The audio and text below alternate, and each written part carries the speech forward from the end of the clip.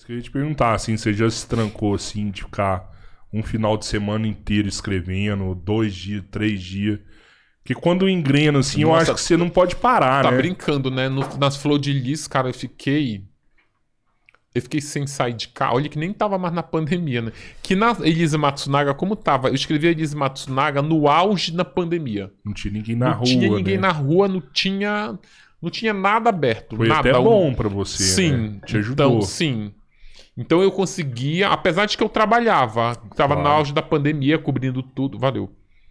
Eu tava trabalhando, mas o tempo que eu podia ter na rua, eu não tinha, porque a rua não tinha ninguém, tava tudo fechado.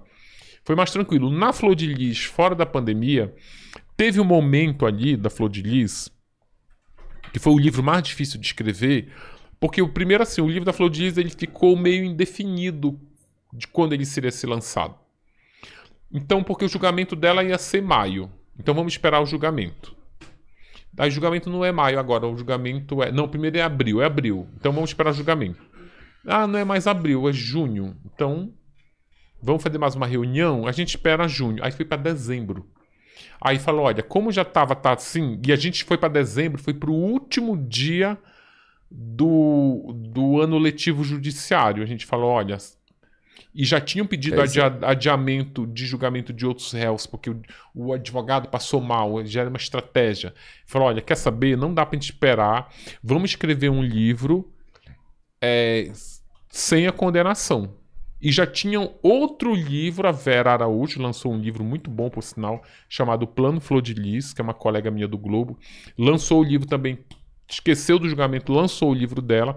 Essa questão comercial conta muito, tanto que quando ela lançou o livro dela, a gente soltou a nossa capa.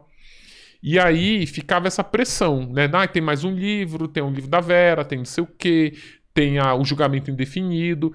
Aí eu comecei a escrever um livro que era para ser publicado antes do julgamento. Escrevi. Quando esse livro estava na metade, aí eu comecei a falar, cara, tipo... Esse livro aqui tá errado desde a primeira linha, porque... Como é que a mulher não é assassina? Ela não pode nem entrar na trilogia. A trilogia é Mulheres Assassinas. Se a Flor de Lis não tem uma sentença, ela não é assassina. Ela é acusada. Caraca. Quando você é acusado, aí fica tudo muito fraco. Enfraquece, desidrata o livro.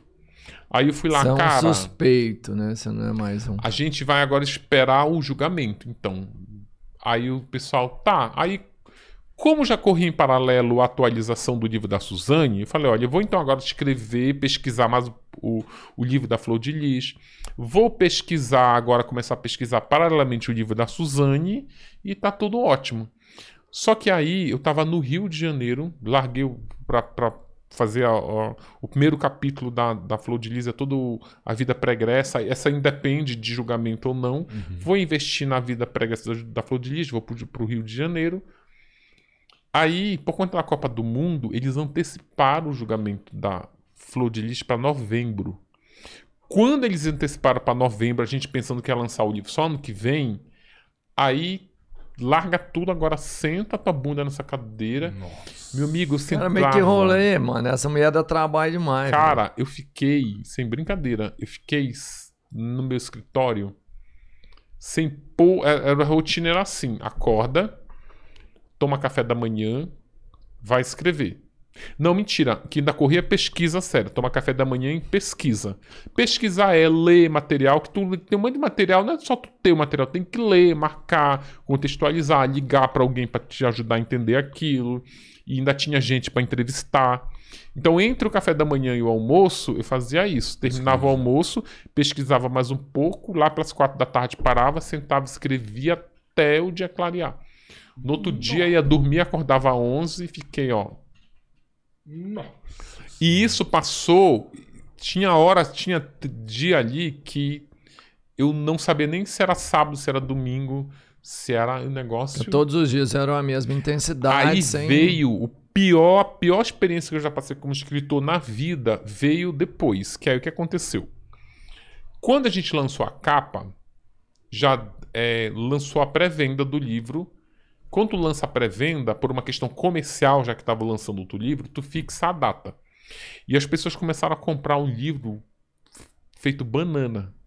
E quando tu começa a comprar um livro, eu comecei a me dar uma agonia que era de falava pro editor assim, pro dono da editora, cara, que o livro ficava na lista já dos mais vendidos na Amazon, que na pré-venda só era virtual, e eu ficava agoniado porque não tinha o julgamento, não tinha... Estão comprando um livro que nem existe. Ele falou, cara, agora já era. Agora já era. Tá lá 5 de dezembro, tem que ter o livro lá na Amazon. E para esse livro estar na Amazon no dia 5, ele tem que passar por uma banca jurídica, banca de revisor, banca de editor, banca do caralho a 4. E eu lá escrevendo. E aí, para eles, o livro da Elise e o da Suzane, eu acabei o livro e entreguei. Tá aqui o livro pronto. Nisso que eu entrego o livro é onde eu dou uma respirada.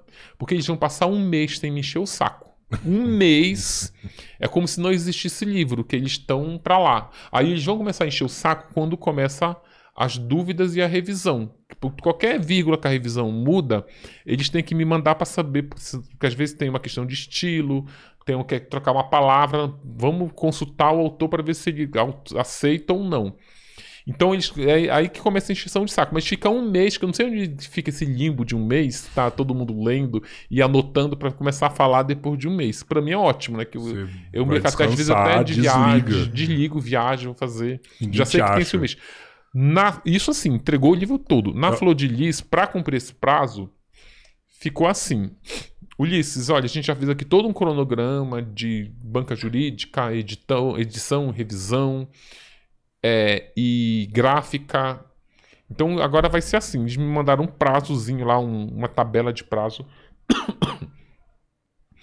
E eles fizeram uma coisa que foi assim a pior e a melhor experiência que eu já tive na vida. Eles disseram, escreve um capítulo, manda pra gente, a gente faz tudo, a gente devolve o capítulo, depois tudo lá foi lido, revisto e tal. Eles devolvem pra mim, pra eu ler, pra dar o tipo cheque total. Um aceite. Okay. Um aceite, vai. E dali eles começavam a rodar o capítulo. Aí fui pro segundo capítulo. Quando estava na metade do segundo capítulo, o primeiro capítulo já estava rodado. Ele foi impresso por partes. Impresso, encadernado. Tanto que eu quis aumentar o último capítulo lá no final dessa maratona. Eles disseram, Ulisses, não tem como aumentar o último capítulo, porque já está impressa a capa, e na capa que tu imprime o miolo da capa vai a grossura do livro. O livro não pode ter mais uma página a mais. Se o leitor for muito esperto, ele vai perceber que o último capítulo ele tem uma entrelinha, uma letrinha um pouquinho menor do que as outras, porque eu fiquei desesperado no último capítulo, porque precisava contextualizar tudo no último capítulo. O julgamento, a prisão, um pouco já da vida dela na cadeia. Ou seja, era tipo assim, escrevia, mandava... reduzir o final para colocar mais... Meu amigo, nessa maratona, ela durou 3 meses, ela foi...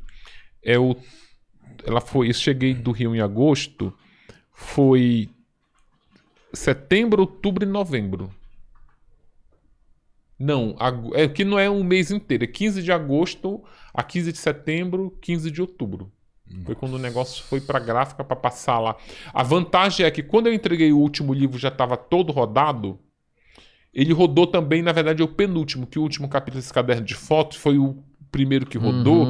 Ou seja, faltava eu enfiar só o último capítulo no finalzinho do livro. O penúltimo, né? Que o último é o de fotos. Cara... Agora também eu falei o seguinte, quando virou essa montanha-russa, essa máquina de moer gente, eu falei para eles assim, tudo bem, eu me submeto a isso com uma condição, que se contrate uma editora externa, que não sejam vocês, que fique aqui entre mim e vocês, para antes desse texto, porque uma coisa é, se eu escrever um texto igual da Elise na pandemia, lá com toda a tranquilidade, ele sai um texto bom, excelente. Mas se eu escrever nessa pressão, cai a qualidade. Como ele viu que ele estava caindo a qualidade, fiz essa exigência para a editora. Tudo bem, vai ficar com uma qualidade inferior, porque é impossível tu escrever bem nessa engrenagem, mas a gente contrata uma editora de fora. Quando fala uma editora de fora, é porque vem alguém que não conhece o projeto. Ela vem com um olhar fresco, com um olhar novo. Sabe, é uma pessoa que está acompanhando o Flor de Lis como toda a população. Então ela acha coisas que ninguém acha. Tipo, por exemplo, foi dela a ideia, a Herbeta, que era até... Caramba. exaltar aqui o nome dela. Gabriela Herbeta. Ela, por exemplo, o que a minha maior dificuldade era organizar esse amontoado de personagens. Era muita gente, era muito... E sabe como que eu vou contar e organizar, estruturar esse texto sem confundir o leitor, sem fazer com que o leitor não ache se enfadonhe e largue o livro pela metade. Aí ela começou meio já com essa cabeça fresca, sem essa pressão. Ela começou, olha, Ulisses, quando tu começar a contar uma história desse personagem, esgota esse personagem agora e tira ele de cena. Não fica trazendo ele, sabe, indo e voltando, que aí confunde mais.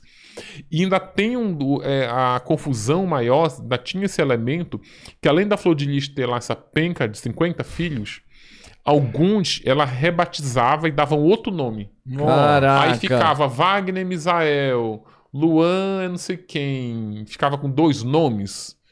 E se tu fala do ritual, trocou de nome, mas aí, agora, a partir de agora que trocou de nome, eu vou manter o nome novo, tiro o antigo, aí o leitor daqui a pouco aparece Misael, não sabe quem é. Mulher que é filha vira neta, a neta vira irmã, a irmã vira mulher do pai. Eita porra, esse negócio aí deu trabalho. E a Gabriela te ajudou nisso tudo, foi ajudou válido. Nisso, sim. Que foi bom, super... Cara. No final já estavam os 2 loucos, né? Porque aí no último era assim, bateu o martelo, foi condenada. Tu tem 2 dias pra escrever e a gente dá 2 dias pra Gabriela fazer a edição do texto. 2. E aí não tem choro nem vela, porque aí se não passar desses 2... Mas aí depois eu descobri que o editor tava me ludibriando. Ele dava esse prazo, mas ele guardava um prazo pra ele. Ele tinha uma gordurinha. Tinha. Se o Ulisses tá atrasado, tem esses 2 que eu vou enganar ele. Mas eu não precisei.